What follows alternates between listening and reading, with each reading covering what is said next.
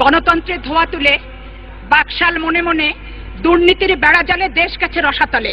মাননীয় স্পিকার, বক্তব্যে দ্রব্যমূল্যের ঊর্ধ্বগতি, আইন শৃঙ্খলা পরিস্থিতির অবনতি, শেয়ার বাজার কেলেঙ্কারি, গ্যাস পানি বিদ্যুতের অভাবে দুর্বিষহ মানুষের জীবনের কথা নেই। বর্তমান সরকারের নেতৃত্বে সংবিধান ক্ষতবিক্ষত হয়েছে, সার্বভৌমত্ব রক্তাক্ত হয়েছে। ভারতীয়দের কাছে ফেলানি সহ অসংখ্য বাংলাদেশিদের জীবন দিতে হচ্ছে প্রতিনিয়ত। সীমান্ত অরক্ষিত, মাদকে অস্ত্রে দেশ ছেয়ে গেছে। বাংলাদেশি ছিটমহলগুলোতে ভারতীয় পতাকা উঠেছে।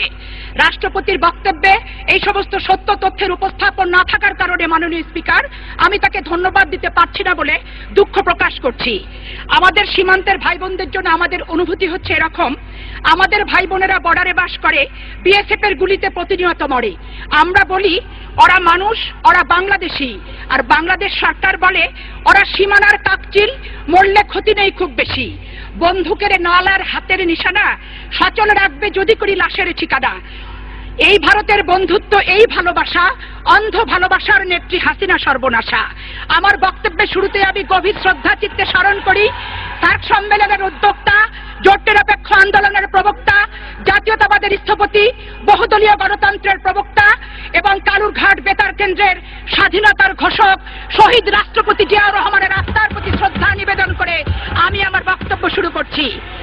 আমি আমার হৃদয়ের সমস্ত অনুভূতি আমার প্রাণের চেয়ে প্রিয় নেত্রী, যিনি রাজনীতির জীবনের শুরুতেই 9টি বছর স্বৈরাচার বিরোধী আন্দোলন করেছিল, বাংলাদেশের মানুষকে সংবিধান, গণতন্ত্র, ভোটের অধিকার দিয়েছিল, তাই তো বাংলাদেশের মানুষ তাকে আপসহীন নেত্রী খেতাবে ভূষিত করেছিল। আপনাদের নেত্রী সেদিন বসুনিয়া, দীপালি শাহ, জয়নব জিহাদ, ডাক্তার মিলনের রক্তের সঙ্গে বেইমানি করার জন্য জাতীয় বেইমান খেতাবে ভূষিত করেছিল। মাননীয় স্পিকার, দেশনেত্রী বেগম খালেদা জিয়া জীবনে প্রথম প্রধানমন্ত্রী হয়ে সংসদীয় পদ্ধতির শাসন ব্যবস্থা উনি প্রবর্তন করেছেন। 111-এর রক্তচক্ষু উপেক্ষা করে বিদেশের মাটিতে না যেয়ে সপরিবারে জেল খেটেছে। আমি আমার সেই প্রিয় নেত্রীকে বলতে চাই যে আমার নেত্রী অশুভ শক্তির কাছে জীবনের কখনো মাথা নত করেনি। আমি কৃতজ্ঞতা প্রকাশ করি আমার সেই প্রাণের চেয়ে প্রিয় নেত্রীর প্রতি। আমরা যখন এই অধিবেশনের প্রথম পার্লামেন্টে যোগ দিলাম, গভীর দুঃখের সঙ্গে লক্ষ্য করলাম মাননীয় স্পিকার যে একজন সরকার দলীয় সদস্য বক্তব্য রাখতে যে রাষ্ট্রপতি জিয়াউর রহমান সম্পর্কে কটূক্তি করল। আমি তীব্র ভাষায় প্রতিবাদ করি, তার সম্পর্কে আমি বেশি কিছু বলতে চাই না, শুধু এটুকুই বলবো, কয়লা ধুলে ময়লা যায় না, না মরলে স্বভাব যায় না। স্বৈর শাসকের সময় উনি এক সময় জেলখানায় গিয়েছিলেন, জেলখানা থেকে মুক্তির পথ হিসেবে তার সুন্দরী স্ত্রী লায়লাকে উপঢৌকন হিসেবে স্বৈর শাসকের কাছে উপহার দিয়েছিল। এই উপহারে স্বৈর শাসক এত সন্তুষ্ট হয়েছিল যে তাকে শুধু জেলখানা থেকে মুক্তই করেনি, 86-র পার্লামেন্টে লায়লাকে এমপি পর্যন্ত বানিয়েছে। মাননীয় স্পিকার, আপনার প্লিজ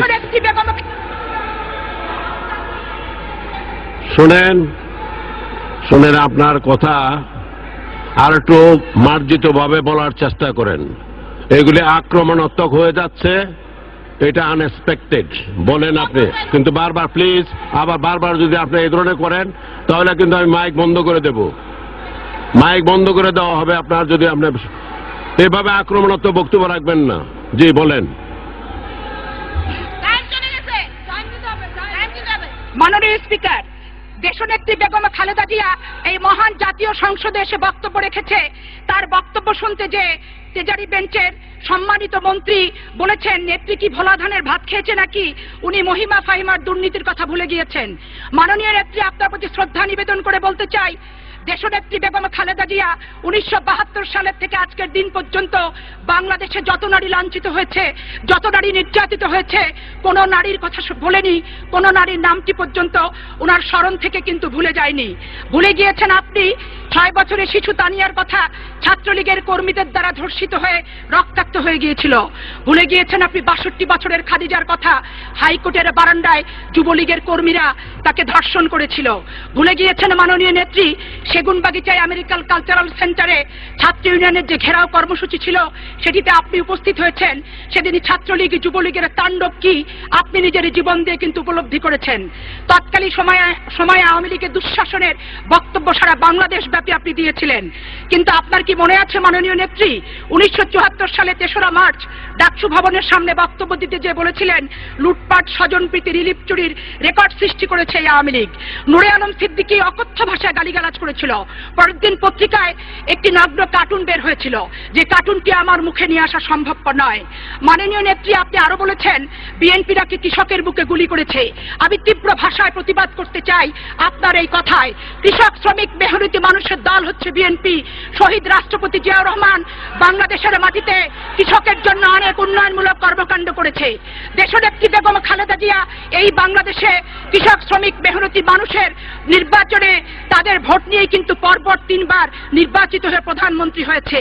আমাদের জাতীয়তাবাদের প্রজন্ম তারেক রহমান বাবার আদলে ছুটে গিয়েছিল গ্রামে গঞ্জে কৃষকের কাছে।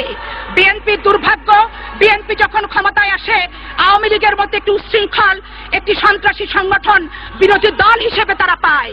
1991 সালে দেশনেত্রী বেগম খালেদা জিয়া যখন প্রধানমন্ত্রী হন তখন আপনারা এই মুহূর্তে দরকার তত্ত্বাবধায়ক সরকারের দাবিতে সংগঠন এই শব্দটা এক্সপান্স করা হলো। সেদিন যে আপনি কৃষকের মন্ত্রী ছিলেন, কৃষকের নেত্রী ছিলেন, এই কথাটি কিন্তু চিরতরে ভুলে গিয়েছিলেন। তাই তো কৃষকের কাছে কিভাবে সার যাবে এ কথাটি একটিবারও কিন্তু আপনার মনে পড়েনি। আপনি একটা দিনের জন্য হরতাল প্রত্যাহার করেননি। দেশনেত্রী বেগম খালেদা জিয়া সেদিন মন্ত্রী পরিষদ সহ সকল এমপি এবং প্রশাসনের সকল স্তরের কর্মকর্তাদের বলেছিল যেভাবেই হোক হরতালের ভিতরে কৃষকের কাছে সার পৌঁছাতে হবে। সেদিন দেশনেত্রী বেগম খালেদা জিয়ার কথা শুনে হাজার হাজার ট্রাক ভরে কৃষকের দ্বারপ্রান্তে যখন সার পৌঁছেছিল তখন দেখা যায় ছাত্রলীগ, যুবলীগের জয় বাংলা স্লোগান দিয়ে কিছু শৃঙ্খল ছেলে কৃষকের সার লুট করার জন্য প্রতিমধ্যে কয়েকটি ট্রাক আটকে ধরে। আজকে যারা বলেন যে বিএনপি কৃষকের বুকে গুলি করেছে, বিএনপি কোনো কৃষকের বুকেই কিন্তু গুলি করেনি। সেদিনে দেখা গেছে জয় বাংলা স্লোগানধারী কিছু লুটেরারা যারা কৃষকের সার লুট করতে গিয়েছিল তাদেরকে প্রতিহত করা হয়েছে মাত্র, এর বেশি আর কিছু না। মাননীয় মন্ত্রী আপনি বক্তব্য দিয়েছেন যে কৃষকের এখন সারের কোনো অভাব নেই, সারের এখন পা গজিয়েছে, কৃষকের পিছনে পিছনে সার ছুটছে। কিন্তু দ্রব্যমূল্যের ঊর্ধ্বগতির বিষয় নিয়ে বাংলাদেশের প্রতিটি মানুষের যে মেরুদণ্ড ভেঙে গিয়েছে সেই নিয়ে কিন্তু আপনি একটি কথা বলেননি। মাননীয় মন্ত্রী আপনি বলেছেন জুডিশিয়াল সেপারেশনের কথা।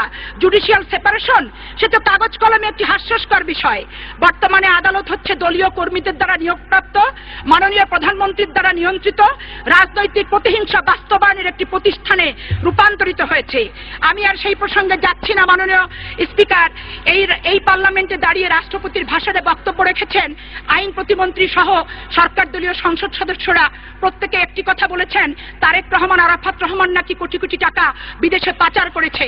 তীব্র ভাষায় আমি প্রতিবাদ করতে চাই আপনাদের এই বক্তব্যে এবং মাননীয় স্পিকার আপনার মাধ্যমে এই জাতীয় সংসদের সকল সদস্যদের আমি অবহিত করতে চাই তারেক রহমান, আরাফাত রহমান হচ্ছে শহীদ রাষ্ট্রপতি জিয়াউর রহমান, দেশনেত্রী বেগম খালেদা জিয়ার সন্তান।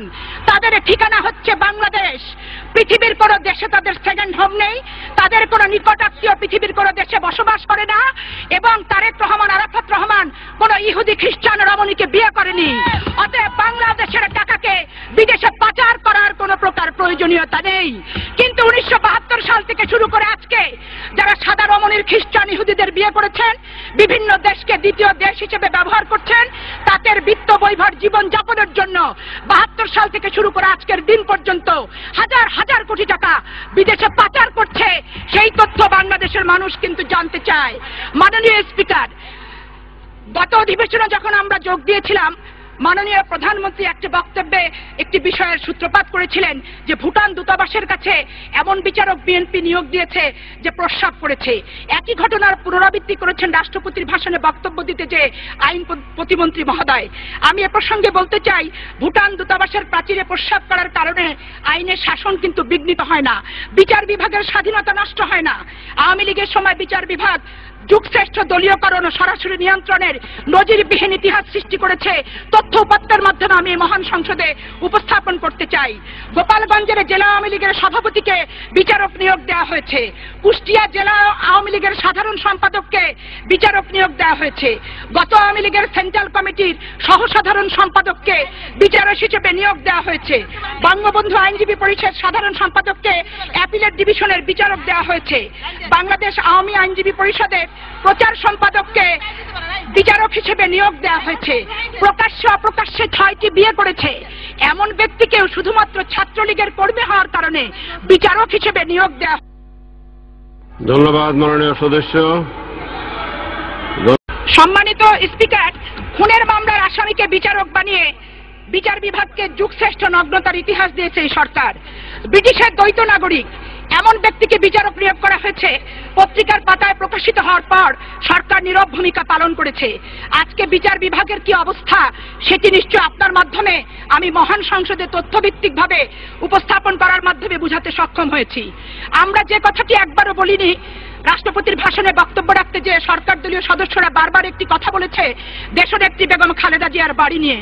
আজকে স্পষ্ট ভাষায় বলতে চাই, দেশনেত্রী বেগম খালেদা জিয়ার বাড়ি যদি সরকারের সম্পত্তি হয়ে থাকে, জনগণকে ফিরিয়ে দেওয়ার প্রশ্ন আসে থাকে, 32 নম্বর ধানমন্ডি ও লিজের বাড়ি, সেই বাড়িটিরও লিজ বাতিল করে অবিলম্বে সরকারকে ফেরত দেওয়ার জন্য মাননীয় স্পিকার আপনার দৃষ্টি আকর্ষণ করছি। ধানমন্ডি লেকের জায়গা দখল করে সুধা সদনের বাড়ি বানানো হয়েছে।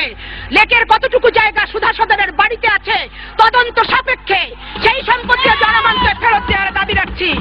বাংলার বাড়ি পত্রিকা অফিসটিও সরকারের সম্পত্তি। এই পত্রিকার অফিসটিও সরকারের সম্পত্তি জনগণের কাছে ফেরত দেওয়ার আমি দাবি জানাচ্ছি। শেখ মুজিবুর রহমান যখন ক্ষমতায় আসে ভারতকে উপঢৌকন হিসেবে বেরুবাড়ি সেদিন দিয়েছিল।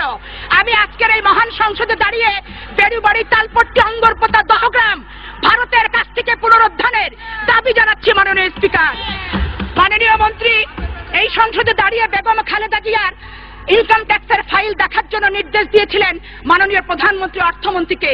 আমি অভিনন্দন জানাই মাননীয় প্রধানমন্ত্রী। আমি সেদিন আপনাকে ফুলের মালা দিয়ে স্বাগত জানাবো। যেদিন আজমজয় চৌধুরী, নুরে আলীর চাঁদার টাকা কোন ফাইলে আপনি তুলেছেন বাংলাদেশের মানুষের কাছে আপনি উপস্থাপন করবেন। মাননীয় নেত্রী, আপনার দুজন সংসদ সদস্য স্বীকারোক্তিমূলক জবানবন্দি দিয়ে আপনার চাঁদাবাজির কথা স্বীকার করেছে। সেই টাকা কোন পথে, কার মাধ্যমে, কোন দেশে পাঠিয়েছেন সেটা যেদিন আপনি মহান সংসদে উপস্থাপন করবেন, আমার হৃদয়ের সমস্ত অনুভূতি দিয়ে আমি আপনাকে অভিনন্দন জানাবো। চেকে প্রমাণ থাকার পরও 13 বছরের জেলের ভয়ে চাঁদাবাজি মামলা আপনি প্রত্যাহার করে নিয়েছেন। আপনার মামলা যদি আপনি প্রত্যাহার করেন, বাংলাদেশের কোন মানুষের বিরুদ্ধে মিথ্যা মামলা দেওয়ার নৈতিক অধিকার আপনার নেই। মাননীয় নেত্রী, আপনি বলেছেন 2001 সালে ক্ষমতায় আসতে পারেননি ভারতকে গ্যাস না দেওয়ার কারণে। এবার তাহলে ক্ষমতায় এসেছেন ভারতকে কি কি জিনিস দেওয়ার শর্ত করে, এটি বাংলাদেশের মানুষ জানতে চায়। বাংলাদেশের মানুষ বলে, হায়রে কপাল মন্দ, প্রধানমন্ত্রী হইয়া উনি অন্ধ, দেশ টেশ বোঝে না, বোঝে শুধু ভারতের স্বার্থ। আর ভারত বলে, টিপাই মুখের বাদ আমার অনেক দিনের স্বাদ। জনগণ কেন করে হইচই ভেবে আমি অবাক হই। ওরা কি বোঝে না আওয়ামী লীগের 14 গোষ্ঠী ভারতের কেনা? আর আওয়ামী লীগ বলে, ওই দেখা যায় ইন্ডিয়া, ওই আমাদের গা, ওইখানেতে বাস করে দিদি সোনিয়া। ধন্যবাদ মাননীয় সদস্য।